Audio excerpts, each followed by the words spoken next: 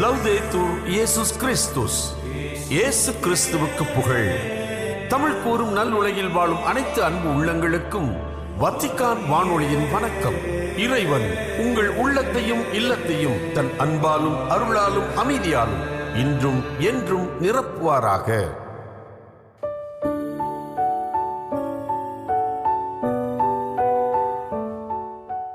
அன்பு நேயர்களே, வத்திக்கான் வானொலி இன்று உங்களுக்கு வழங்குபவை நெறிகாட்டும் ஆளுமைகள், விவிலிய தேடல்கள் மற்றும் செய்திகள்.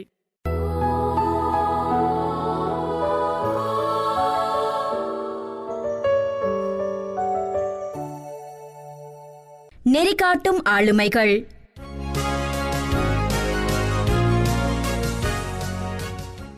தத்துவ ஞானி அரிஸ்டாட்டில், அவரது மாணவன் மாவீரன் அலெக்சாண்டர் உலக வரைபடத்தின் பெரும்பாலான நாடுகளை நாடி ஓடி போர் தொடுத்து வெற்றி கண்டவன்.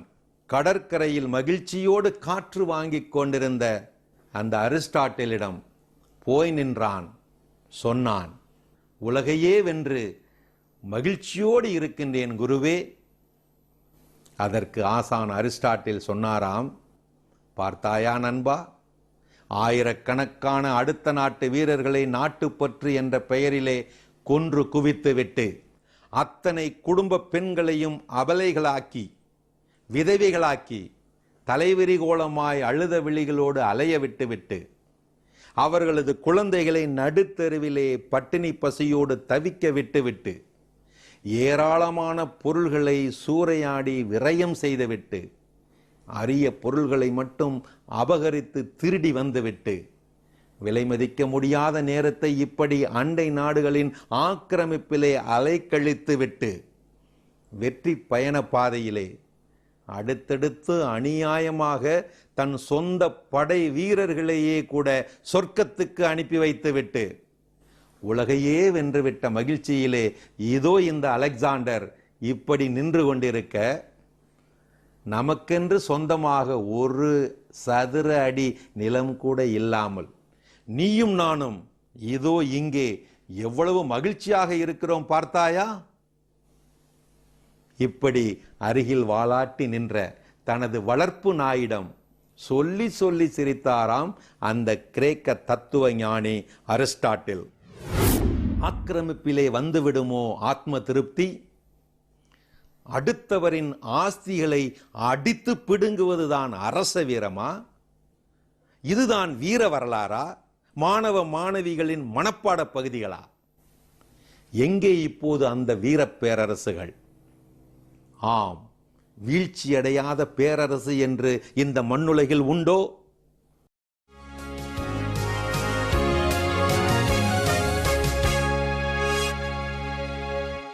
விவிலிய தேடல்கள்.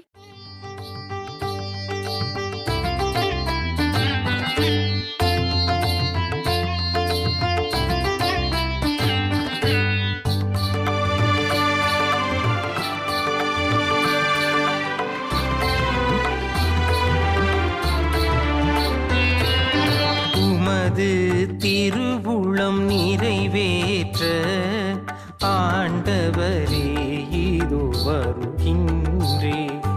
உமது திருவுளம் நிறைவேற்ற ஆண்டவரே இதோ வருகின்றே. நான் ஆண்டவருக்காக பொறுமையுடன் காத்திருந்தேன். அவரும் என் பக்கம் சாய்ந்து எனது மன்றாட்டை கேட்டருளினார். புதியதொரு பாடலை, நம் கடவுளை புகழும் பாடலை என்னாவினின்று எழச் செய்தார். பலியையும் காணிக்கையையும் நீ விரும்பவில்லை, எரிபலிகளையும் பாவம் போக்கும் பலியையும் நீர் கேட்கவில்லை. ஆனால் என் செவிகள் திறக்கும்படி செய்தி எனவே இதோ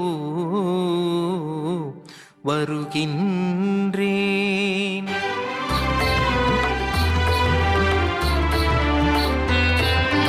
உமது திருவுளம் நிறைவேற்ற ஆண்டவரே இதோ வருகின்றேன். உமது திருவுளம் நிறைவேற்ற ஆண்டவரே இதோ வருகின்றேன். கிரேஸ்வில் பிரியமான சகோதர சகோதரிகளே, பிரியமானவர்களே, இன்று நமக்கு கொடுக்கப்பட்ட இந்த திருப்பாடலானது திருப்பாடல் அதிகாரம் 40. அந்த பாடலை தியானிக்கும் பொழுது 3 கருத்தினை நம்மளுக்கு இந்த திருப்பாடல் ஆசிரியர் தருகிறார். ஒன்று காத்திருத்தல், இன்னொன்று பலி செலுத்துவது, மூன்றாவதாக ஆண்டவருக்காக சாட்சியாக இருப்பது. பிரியமானவர்களே, இந்த முதல் கருத்து ஆண்டவருக்காக காத்திருப்பது. நாம் பல வேளைகளில் நமக்கு தேவேன் போதும் மட்டும்தான் நாம் ஆண்டவரை தேடுகிறோம். ஐயோ எனக்கு யாரும் இல்லையே என்று நாம் தனிமையில் தவிக்கும் பொழுது நாம் முடிவெடுப்பது சூசைட். பிரியமானவர்களே, ஆண்டவர் கூறுவது, நான் உலகம் முடியும் வரை எந்நாளும் நான் உங்களோடு இருப்பேன் என்று இந்த திருப்பாடல் ஆசிரியர் வழியாக ஆண்டவர் நமக்கு வெளிப்படுத்துகிறார். பிரியமானவரே, நாம் எதற்கும் தயக்கப்பட தேவையில்லை. ஆண்டவர் தாமே என் உயிர் மூச்சு, ஆண்டவர் தாமே என் கிண்ணம். ஆண்டவர் நம்மை ஆசீர்வதிக்க தயாரா இருக்கிறார். ஆனால் நாம் அவருக்காக ஏங்குகிறோமா?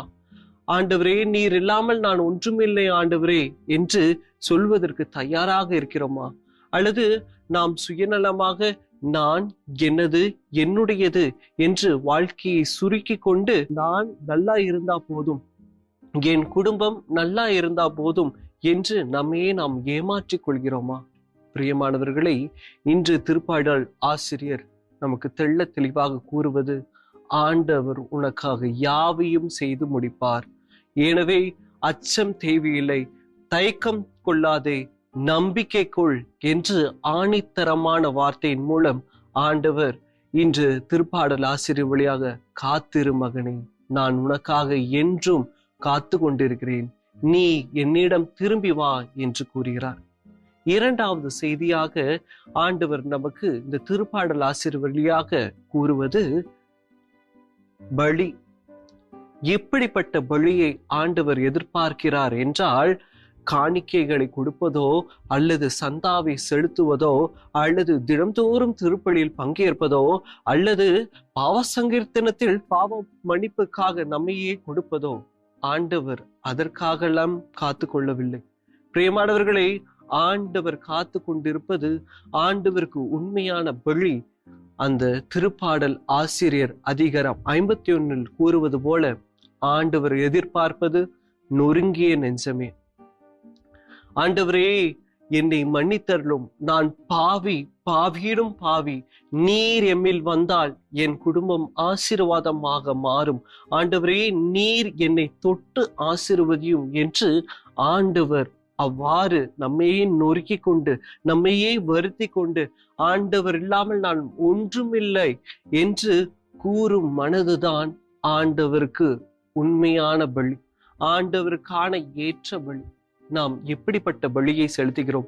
சும்மா வெளிவேடக்காரரை போல தினம்தோறும் திருப்பலியில் பங்கெடுக்கிறோம், தினம்தோறும் பூசையில் வந்து பங்கெடுக்கிறோம், தினம்தோறும் பாவ சங்கீர்த்தனம் செய்கிறோம், தினம்தோறும் காணிக்கை கொடுக்கிறோம். ஆண்டவர் கேட்பது அதல்ல. மாறாக ஆண்டவர் கேட்பது, மகனே, மகளே, நீ எனக்காக இருக்கிறாயா? நீ எனக்காக உன்னையே விட்டு கொடுத்து, உன்னையே விட்டு விட்டு தன்னையே முழுமையாக அர்ப்பணிக்கிறது தான் உண்மையான பலி. மூன்றாவதாக பார்த்தோம் என்றால், திருப்பாடலின் ஆசிரியர் வழியாக ஆண்டவர் கூறுவது, எனக்கு சாட்சி உள்ள பிள்ளைகளாக வாழணும். பிரியமானவர்களே, நாம் பல வேளையில் நமக்கு கொடுக்கப்பட்ட அந்த பட்டத்திலும் பதவியிலும் பொறுப்பிலும் மிதந்து நம்மையே ஏமாற்றிக் கொள்கிறோம். ஆண்டவர் கூறுவது, அந்த பட்டமும் பொறுப்பும் பதவியும் அனைத்தும் கொடுத்தது நான் தான். ஆனால் நீ என்னை மறந்து கொண்டு உன்னையே ஏமாற்றிக் கொண்டு சுயநலமாக வாழ்ந்து கொண்டிருக்கிறாய். ஆண்டவர் கூறுவது ஒன்றே ஒன்று, நீ எனக்காக சாட்சியுள்ள பிள்ளைகளாக வாழுகிறாயா? ஒருவர் கஷ்டப்பட்டிருக்கிற பொழுது அவருக்காக நீ உன் குரலை கொடுத்து, நீ உன் உதவி கரங்களை கொடுத்து அவரை உதவுகிறாயா? ஆண்டவர் கேட்பது, நீ எனக்கு சாட்சியுள்ள பிள்ளைகளாக இருக்கிறாயா? பிரியமானவர்களே, நம்மையே நாம் இந்த பலியில் அர்ப்பணிப்போம். ஒன்று கூடி ஜெபிப்போம். ஆண்டவரே, எங்களை படைத்து பராமரித்து வருகின்ற பரலோக தகப்பனே, இவ்வேளையிலே சிறப்பாக உம்மிடத்தில் நாங்களே எங்களையும் எங்கள் குடும்பத்தார் அனைவரையும் உமது பாதத்தில் சமர்ப்பிக்கின்றோம். ஆண்டவரே, நீர் விரும்புவது உள்ளத்தின் உண்மையும் நொறுங்கிய நெஞ்சமும். ஆண்டவரே, எங்களுக்கு கொடுக்கப்பட்ட அனைத்தும் உம்மாலன்றி நாங்கள் ஒன்றுமே இல்லைங்க ஆண்டவரே என்ற மனதையும் என்ற நம்பிக்கையும் எங்களுக்கு தாரும். ஆண்டவரே, உம்மை அண்டி செல்லும் அனைவரும் உம்மில் ஆசீர்வதிக்கப்பட்டு நாங்கள் அனைவரும் உமக்கு சாட்சியுள்ள பிள்ளைகளாக மாறவும் வாழவும் வரத்தையும் அருளையும் தந்தருளும். எங்கள் ஜெபங்களெல்லாம் எங்கள் ஆண்டவராகிய இயேசு கிறிஸ்து வழியாக மன்றாடுகிறோம். ஆமென்.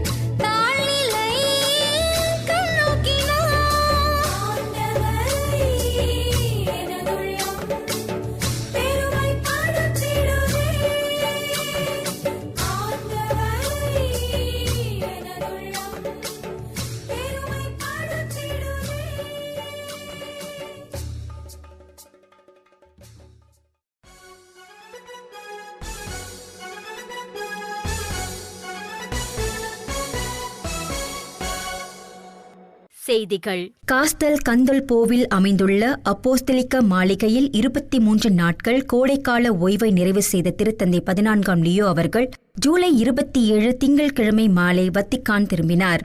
காஸ்தல் கந்தல்போவிலிருந்து புறப்படும் முன் திருத்தந்தை அவர்கள் தாம் தங்கியிருந்த இல்லத்திற்கு வெளியே திரண்டிருந்த இறை மக்களை சந்தித்து வாழ்த்துக்களை பரிமாறிக்கொண்டதுடன் தங்கள் குடும்பங்களுடன் வந்திருந்த குழந்தைகளுக்கு ஆசி வழங்கினார். வத்திக்கான் திரும்பியிருந்தாலும் ஜூலை 29 புதன் அன்று மீண்டும் காஸ்தல் கந்தல்போவுக்கு சென்று அமைதியின் பாடல் என்ற ஜெபம் மற்றும் சகோதரத்துவ நிகழ்வில் பங்கேற்க உள்ளார். இறைவா உமக்கே புகழ் உயர்கல்வி மையமும் ஆண்ட்ரியா போர்செல்லி அறக்கட்டளையும் இணைந்து நடத்தும் இந்நிகழ்வு புனித பிரான்சிஸ் அசிசியாரின் மறைவின் 800ஆம் ஆண்டு நினைவாக திருத்தந்தையர் இல்ல தோட்டங்களில் நடைபெறுகிறது. ஜூலை 5ஆம் நாள் தொடங்கிய இந்த கோடைக்கால ஓய்வு காலத்தில் திருத்தந்தை அவர்கள் ஜெபம், ஆன்மீக வாசிப்பு மற்றும் ஓய்வுக்காக நேரத்தை ஒதுக்கியதுடன் தமது மேய்ப்பு பணிகளையும் தொடர்ந்து மேற்கொண்டார். மேலும் ஜூலை 5, 12, 19 மற்றும் 26 ஆகிய ஞாயிற்றுக்கிழமைகளில் காஸ்தல் கந்தல்போ அப்போஸ்தலிக்க மாளிகையிலிருந்து நண்பகல் மூவேளை ஜெப உரையை வழிநடத்தி அங்கு திரண்டிருந்த இறைமக்களை சந்தித்து வாழ்த்தினார். ஜூலை 11ஆம் நாள் ரோமை மறைமாவட்டத்தை சேர்ந்த 35 குழந்தைகள் உட்பட சமூகத்தில் நலிவுற்ற நிலையில் வாழும் 200 பேருடன் மதிய உணவை பகிர்ந்து கொண்டார். ஜூலை 18ஆம் நாள் அல்பானோ மறைமாவட்டம் ஏற்பாடு செய்த இசை நிகழ்ச்சியிலும் கலந்து கொண்டார்.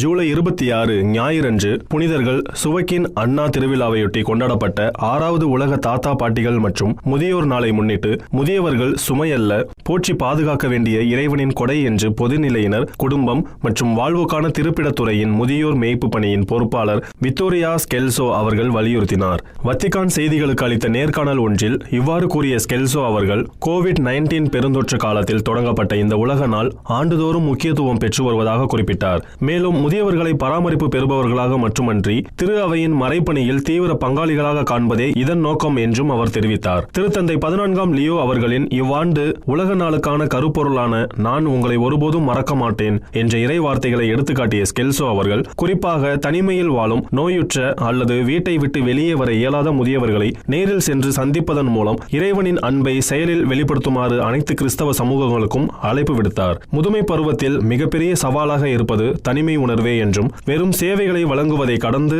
நிலையான உறவுகளை உருவாக்கும் சமூகங்களாக பங்குகள் மாற வேண்டும் என்றும் அவர் வலியுறுத்தினார். உலகில் பல்வேறு போர் மற்றும் மோதல்களால் பாதிக்கப்பட்ட பகுதிகளை சேர்ந்த 164 சிறார் மற்றும் இளையருடன் இணைந்து திருத்தந்தை 14ஆம் லியோ அவர்கள் ஜூலை 29ஆம் நாள் போர்கோ லவ்தாதோ சி வளாகத்தில் இடம்பெறும் அமைதியின் பாடல் என்ற சிறப்பு ஜெபம் மற்றும் இசை நிகழ்வில் பங்கேற்க உள்ளார். இறைவா உமக்கே புகழ் உயர்கல்வி மையமும் ஆண்ட்ரேயா போர்செல்லி அறக்கட்டளையும் இணைந்து ஏற்பாடு செய்துள்ள இந்நிகழ்வு புனித பிரான்சிஸ் அசிசியாரின் மறைவின் 800ஆம் ஆண்டு நிறைவு கொண்டாட்டங்களின் ஒரு பகுதியாக நடைபெறுகிறது. புனித பிரான்சிஸ் அசிசியாரின் படைப்புகளின் பாடல் என்ற இறைப்பாடலின் ஊக்கத்தால் நடைபெறும் இந்த நிகழ்வில் உலக அமைதிக்காக திருத்தந்தை அவர்கள் ஜெபத்தை வழிநடத்த உள்ளார். புகழ்பெற்ற இசைக்கலைஞர் ஆண்ட்ரேயா போர்செல்லி மற்றும் ABF வாய்ஸஸ் இசைக்குழுவினர் இசை நிகழ்ச்சியை வழங்க உள்ளனர். இந்நிகழ்வில் பங்கேற்கும் பன்னாட்டு இசைக்குழுவில் புனித பூமி, உகண்டா, ஹெய்டி மற்றும் இத்தாலியை சேர்ந்த சிறார் மற்றும் இளையோர் இடம்பெற்றுள்ளனர். இவர்களில் பலர் போர், வறுமை மற்றும் பல்வேறு துன்பங்களை அனுபவித்தார்கள் என்பது குறிப்பிடத்தக்கது. இவர்களின் பங்கேற்பு உரையாடல், நம்பிக்கை, நல்லிணக்கம் மற்றும் ஒற்றுமையை வளர்க்கும் உலகளாவிய மொழியாக இசை திகழ்வதை எடுத்துக்காட்டுகிறது. 10 நாட்கள் இடம்பெற்ற பன்னாட்டு இசை மற்றும் கலாச்சார பரிமாற்ற திட்டத்தின் நிறைவு நிகழ்வாக அமையும் இந்த சந்திப்பில் பல்வேறு நாடுகளை சேர்ந்த இசைக்குழுவினர் மற்றும் இசை கல்வியாளர்கள் ஒன்றிணைந்துள்ளனர். ஜெர்மனி நாட்டின் தலைநகரான பெர்லின் நகரில் LGBTQI எனப்படும் பால் புதுமையினர் சமூகத்திற்கு ஆதரவை வெளிப்படுத்த ஆண்டுதோறும் நடத்தப்படும் மாபெரும் ஊர்வலம் மற்றும் திருவிழாவை பெர்லின் பிரைட் என்று அழைக்கின்றனர். உள்ளூரில் கிறிஸ்டோபர் ஸ்ட்ரீட் டே என அழைக்கப்படும் இந்த கொண்டாட்டத்தில் இடம்பெற்ற கொடிய வாகன தாக்குதலை பெர்லின் பேராயர் ஹெய்னர் கோச் அவர்கள் வன்மையாக கண்டித்துள்ளார். மேலும் வெறுப்பு வெற்றி பெறக்கூடாது என்றும் அவர் கூறியுள்ளார். ஜூலை 25 சனிக்கிழமையன்று இடம்பெற்ற இந்த சம்பவத்தில் அதிவேகமாக வந்த ஒரு சிற்றுந்து கூட்டத்திற்குள் புகுந்ததில் ஒரு பெண் உயிரிழந்துள்ளார். மேலும் ஏறத்தாழ 30 பேர் காயமடைந்துள்ளனர். அவர்களில் பலருக்கு பலத்த காயம் ஏற்பட்டுள்ளது. பாதிக்கப்பட்டவர்களுக்கு தங்கள் ஆதரவை தெரிவித்துள்ள ஐரோப்பிய ஆணையத்தின் தலைவர் உர்சுலா வான் டெர் லேயன் மற்றும் ஐரோப்பிய நாடாளுமன்ற தலைவர் ராபர்டா மெட்சோலா உள்ளிட்ட ஐரோப்பிய தலைவர்கள் சுதந்திரமான மற்றும் ஜனநாயக சமூகத்தில் வெறுப்புக்கும் வன்முறைக்கும் இடமில்லை என்றும் வலியுறுத்தியுள்ளனர். இந்த தாக்குதலில் ஈடுபட்ட சந்தேகத்திற்குரிய நபர் 21 வயதான அப்துல் பி என அதிகாரிகள் அடையாளம் கண்டுள்ளனர். அவர் தீவிர இஸ்லாமிய அமைப்புகளுடன் தொடர்புடையவர் என்றும் அண்மையில்தான் சிறுவர் சீர்திருத்த சிறையில் இருந்து விடுவிக்கப்பட்டார் என்றும் கூறப்படுகிறது. சம்பவ இடத்திலிருந்து தப்பியோடிய அவர் ஞாயிற்றுக்கிழமை என்று காவல்துறையினரால் சுட்டுக் கொல்லப்பட்டார். இத்துடன் வத்திக்கான் வானொலியின் தமிழ் ஒளிபரப்பு நிறைவு பெறுகிறது. உங்கள் செவிமடுத்தலுக்கு நன்றி. தொடர்ந்து வத்திக்கான் வானொலியுடன் இணைந்திருங்கள். இறையாசிர் பெறுங்கள்.